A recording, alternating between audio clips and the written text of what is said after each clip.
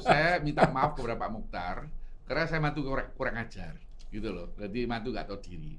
I'm serious, sincere. I think tanpa Mokhtar Yadi tidak akan ada Tahir. Betul, Pak. Tanpa Rosi Riyadi Betul. tidak akan ada Tahir. Betul. Ini tulus, bukan berpura-pura rendah hati.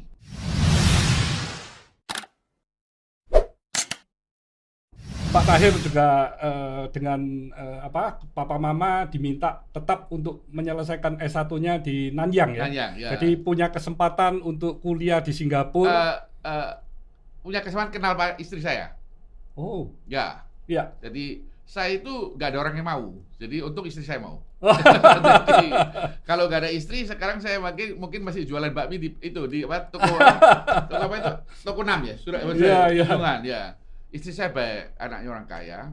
Dia merendah nikah sama saya. Iya. Dia ikutin semua. Luar biasa ya, Pak. Dia cuma minta satu. Saya makan bubur sama ibu nggak ada masalah. Tapi no ladies. Oke. You tidak boleh hianati saya dalam itu. Ya. Yang lain you mau saya susah apa, saya oke. I think he's a perfect woman. Ya. Wanita seorang sempurna. Ya? Malaikat bagi saya harus Tahir. terima kasih sama Pak Mukhtar. Ya. Dia memperbolehkan. Jadi saya dijodohin Pak Hermanto. Ya. Bukan sama Pak Mukmin Ali. Pak Mukmin Ali. Ya. Makanya saya sama Pak Mukmin takut. Kalau nggak ada Pak Mukmin kacau ya. Pak Mukmin yang jodohin. Tapi Pak Mukmin jeli juga ya bisa melihat Pak Tahir waktu di Nanyang University kok bisa milih seorang pemuda. Gini, waktu itu orang yang bisa sekolah di Nanyang nggak banyak. Oh, oke. Ya, susah masuknya Nanyang. Ya. Seperti sekarang masuk Harvard gitu susah. Ya. Dulu orang Indonesia kan nggak tahu, paling ke Jerman gitu, ya nggak usah bayar punya, gratis. Nggak boleh kerja gratis ya. Tapi kalau ke Amerika belum, waktu tahun 60-an nggak ada orang Amerika, Inggris nggak ada, dulu cuma Jerman. Semua Jerman. Dia belajar di Gute sana, belajar dulu di Jerman, kerja 6 bulan baru sekolah. Betul. Tapi saya bisa sekolah di NYU, it's a good school. Mungkin saya pikir flashback, pertama ya pasti destiny lah, nasib ya. Kedua mungkin karena saya anak Nanyang gitu, dan kita satu kampung, ya Hinghwa. Jadi saya dijodohin ya. Saya hoki. Tapi kisah Pak Tahir mendapatkan sosok mertua yang memang hebat luar biasa. Saya mendengar Pak Mukhtar bicara beberapa kali, termasuk 2 bulan yang lalu di Zoom bisa bicara 1 jam mengenai dia punya OVO ya. Jadi wah saya lihat ini hebat sekali usia 90 ya. 1000% setuju. Jadi Pak Tahir menjadi seorang menantu ya. Nggak mudah. Bapak diberi panggung yang bercahaya, betul. Tetapi sekaligus backstage yang gelap. Jadi saya melihat wah ini Pak Tahir ini benar-benar terangkat tapi juga tercambuk gitu ya Pak ya. Jadi begini, Pak Mukhtar punya prinsip. Punya prinsip. Menantu tidak boleh kerja di grup dia. Itu diutarakan 1 minggu setelah saya nikah. Ya Bapak ditanya kan, waktu itu Bapak ditanya ngomong mau menjadi apa gitu. Dia ngomong dulu, dia bilang gitu. Tahir saya mau kasih tahu prinsip Papa itu mantu tidak boleh di dalam perusahaan. You have to fight. Dan honest to say Pak Mukhtar agak sedikit lebih refer kepada anak laki daripada anak perempuan. Mungkin itu karena kolot. It's nothing wrong, nothing wrong gitu. Sekarang modern nggak bisa. Anak perempuan kita digituin protes dia. Sekarang dia lulusan Amerika dia apa? Kita dituding-tuding gitu. But I can understand that in that time. Lalu baru dia tanya, mau jadi apa you? Saya juga bukan by purpose ya, bukan loh. Bukan maksudnya saya begitu hebatnya, no. Saya cuma ngomong aja, ya saya pikir lebih baik dari Anda. Itu dia kaget. Dia kaget, dia pikir ini anak muda agak sedikit ngaco nih, nggak tahu diri. I think so ya. Jadi dia pikir ini anak muda ya, sok-sokan gitu. Tapi saya ngomong itu bukan sok-sokan, karena ketidakngertian. Jadi saya ngomong saya akan melebihi Anda. Saya tegas ngomong, saya akan lebih Anda. Jadi satu hari, berapa tahun yang lalu, waktu FOB saya di atas dia, saya bilang sama sendiri, finally I do. Iya. Pak Tahir, sesungguhnya saya sendiri punya 4 anak ya. 3 perempuan, 1 laki. Persis. Anak laki saya yang ketiga. Saya paling kecil.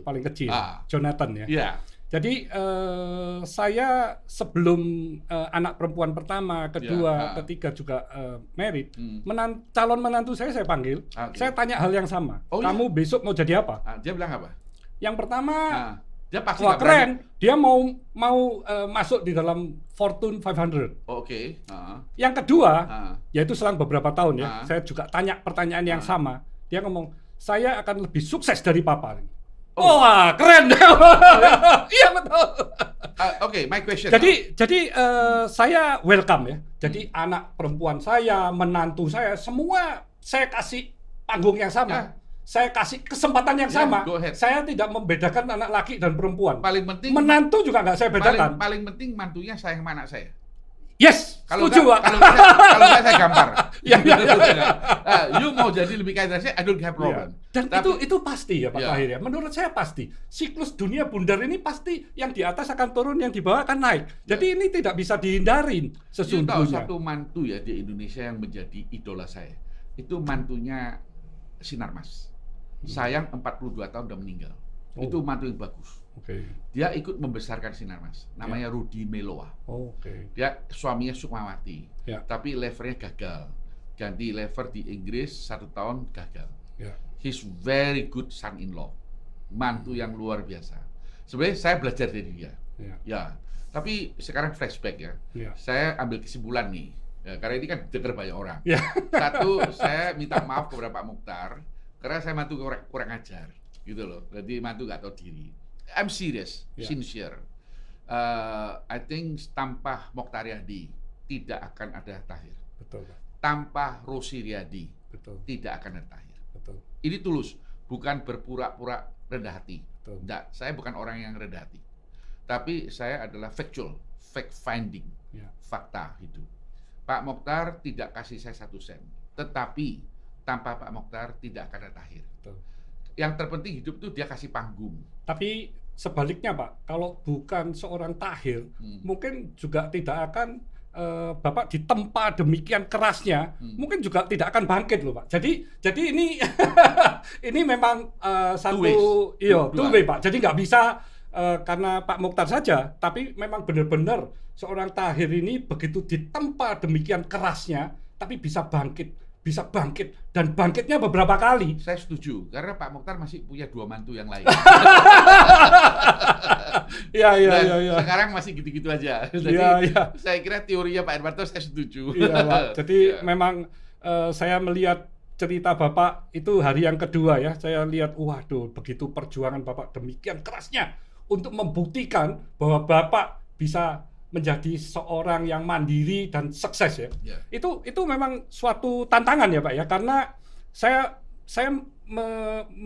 merenungkan bagaimana berkumpul di dalam keluarga tapi bicara tentang hal-hal tertentu terutama bisnis terus tidak diajak. Nah ini kan tertantang ya Pak ya. Menurut saya pasti tertantang. Bagaimana saya juga harus bisa sukses. Tapi itu justru menjadi sebuah hikmah bagi seorang Tahir bisa menjadi seperti saat ini ya Pak. Yang paling sulit ini gini Pak Hermanto, kan kita menjadi sandwiches ya. Di atas kita ada mertua, di sebelah kita ada istri. Bagaimana saya harus mainkan peranan begini? Saya hormat kepada mertua, tapi tidak ngemis kepada mertua. Saya harus bisa mengasihi istri saya dan istri saya harus bisa menghargai saya. It's very difficult. Kalau you sepenuhnya tergantung Pak Mokhtar, pasti istri kita tidak akan terlalu menghargai kita. Dia pikir, lu kan karena bapak gua, baru jadi hari ini. Tetapi kalau kita terlalu sombong, kita juga bisa mengurangi hormat kita kepada mertua. Jadi kita harus balance, menghormati orang tua, Pak Mokhtar, sayang kepada Pak Mokhtar. Demikian at the same time, saya bisa dihormati istri saya, saya bisa dihargai. Ini yang sulitnya. Betul, Pak. Bagaimana membalance? Karena istri realistik lah.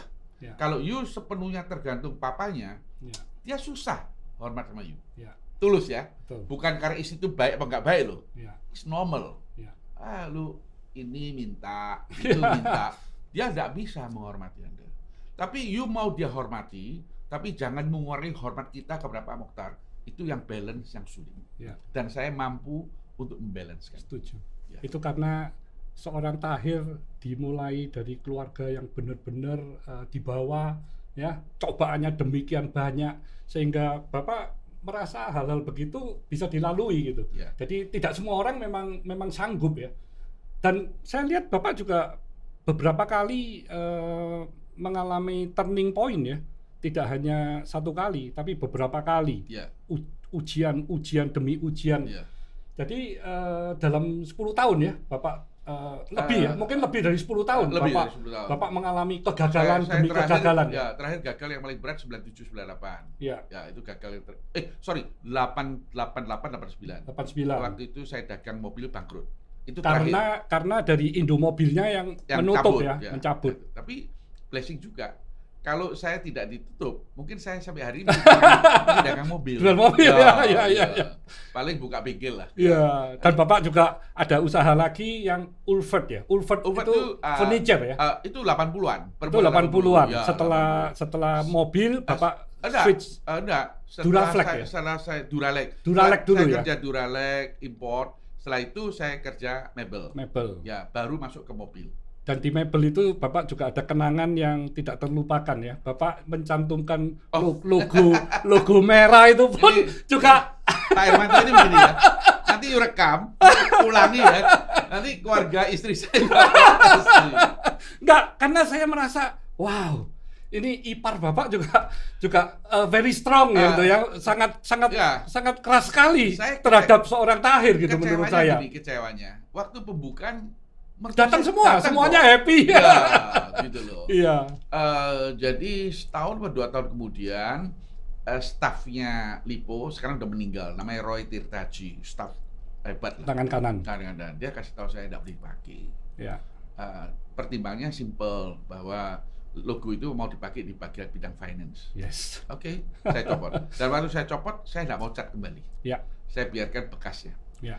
Itu supaya mengingatkan, you have to work harder. Jadi Pak Tahir ini banyak sekali penderitaan demi penderitaan atau cobaan demi cobaan yang Bapak anggap itu sebagai cambuk untuk Bapak mencapai suksesan. Yes. Jadi itu memang luar biasa. Tidak mudah Pak orang seperti itu ya.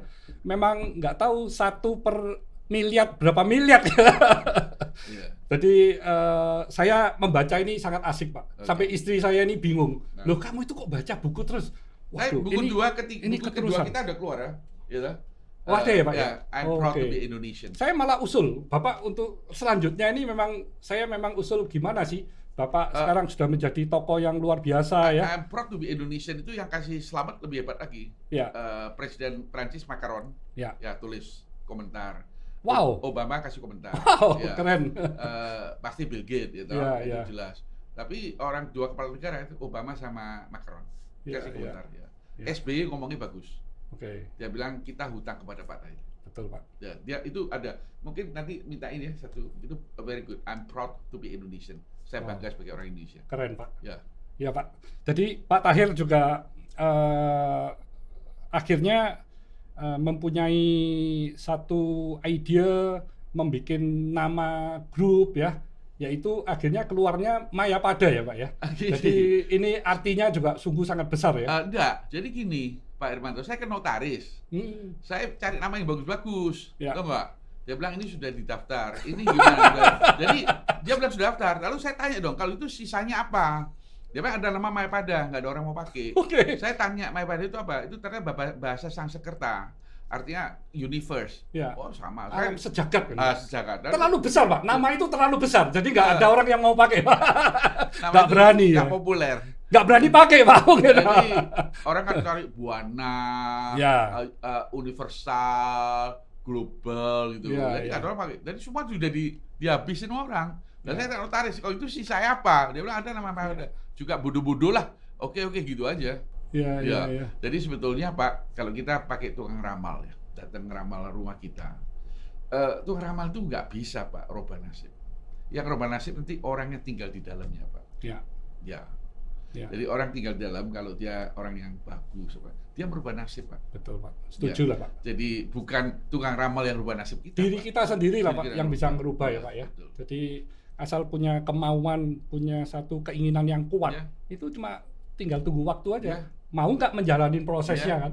Jadi Mayapada sungguh sangat luar biasa. Pada tahun 90-an sudah bisa mendapatkan izin untuk bank ya waktu itu ya. Saya dibantu oleh waktu itu Menteri Muda Keuangan namanya Nasruddin.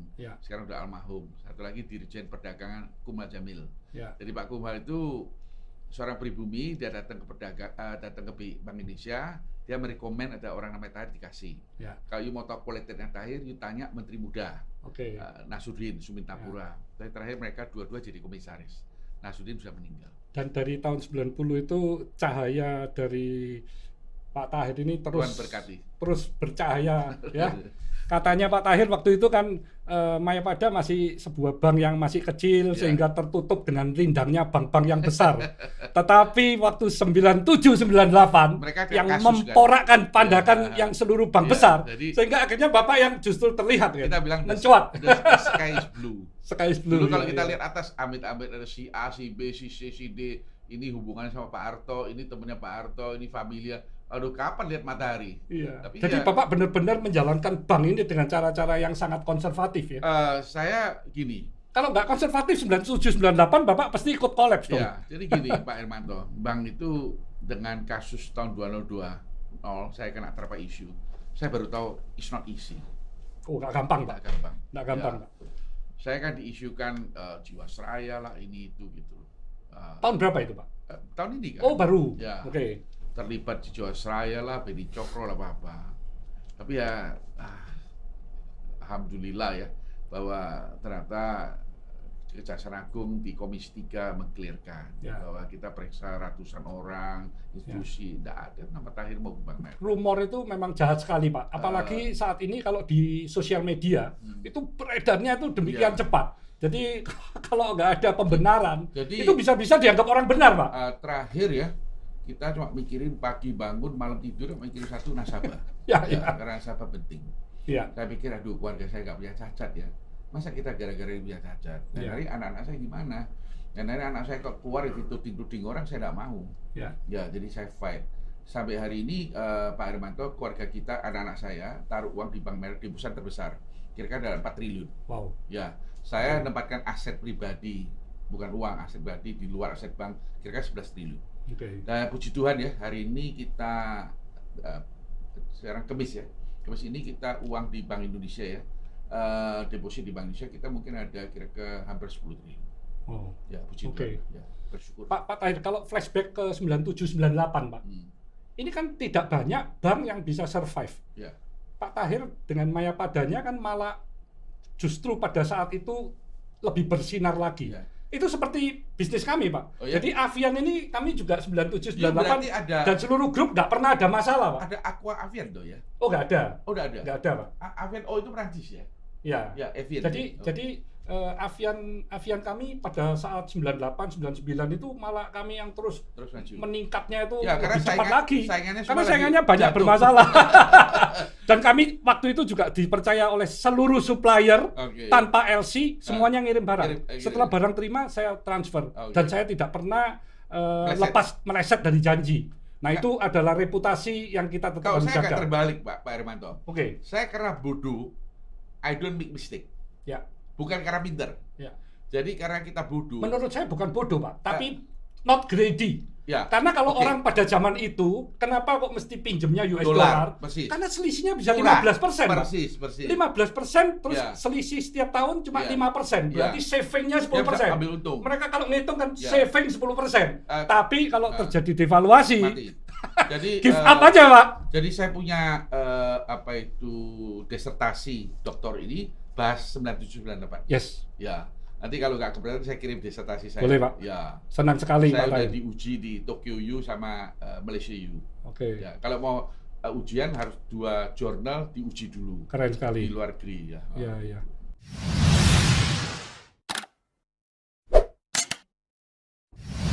Dengan kasus pandemik ini yang tidak pernah dialami oleh manusia sebelumnya, termasuk resesi tahun 1920-an, perang dunia pertama, kedua, adalah lockdown. Ini tidak pernah terjadi. Tidak pernah. Jadi kita kaget kalau ada lockdown. Ini tidak pernah terjadi.